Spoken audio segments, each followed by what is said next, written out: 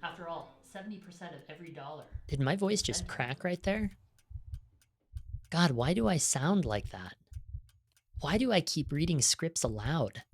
I hope the client doesn't mind how my voice sounds. I really wish I didn't mind the sound of my own voice. I wish my voice were deeper. I don't like my own voice. I'm uncomfortable. God, why do I sound like that?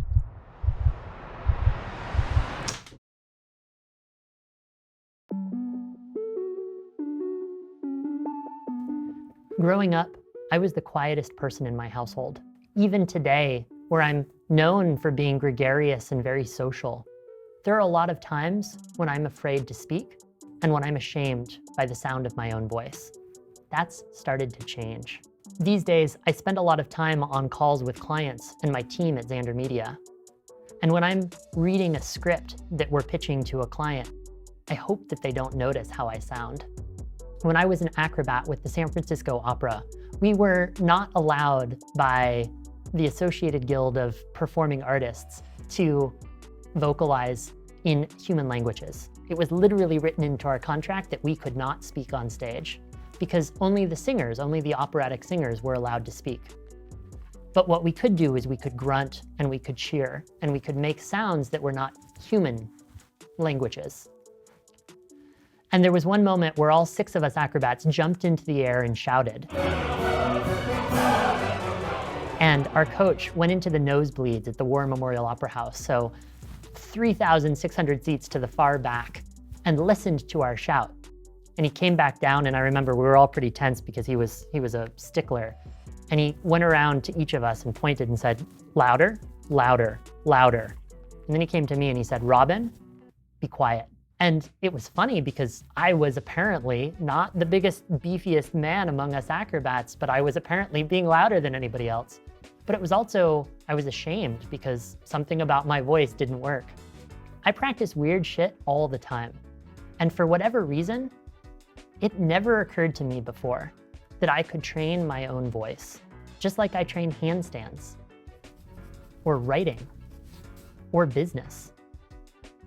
But I had a conversation a few months ago with a friend who started taking voice and singing lessons at the start of the pandemic via Zoom. It's so funny now because of course I can practice voice and it had never occurred to me before.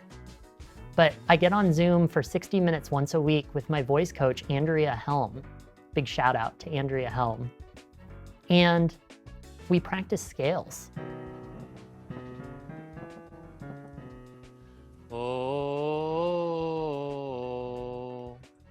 It really reminds me of when I practiced piano as a 5-year-old, but I'm doing it with my voice. And what's fascinating and awe-inspiring is how vulnerable it is to vocalize with my voice in this way.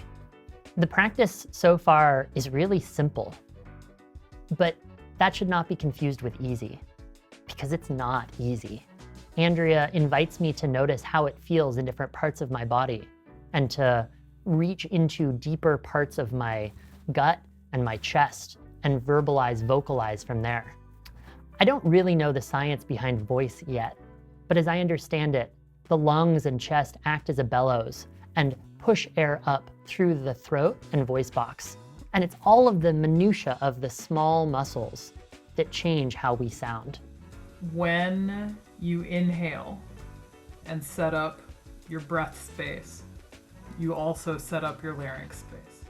And if more than 2 decades of subtle movement practice has taught me anything, when we start doing subtle movement, everything in the body changes. And this is particularly true for me with voice, perhaps because it's such an obvious area. We use our voices. I use my voice all day, every day, but I've never looked at it before. And I'm so sensitive to the emotional impact of my voice or how it feels when I say something in a different way. I already feel, and perhaps you can hear even from a previous video, how differently my voice sounds. There's more resonance. And I'm talking up here a whole lot less than I ever have before in my life. But what's incredible is how that makes me feel. I feel more grounded. I feel more solid in myself. I literally get shivers down my spine as I say this, simply because I'm speaking from a different place. And what this study of voice has done for me so far is severalfold. First of all, it's changed my own awareness of how I breathe and how I speak. I'm attending to the flow of air through my mouth and through my nose differently than I ever have before. I'm aware of my chest and chest cavity in a way that I've never quite felt previously.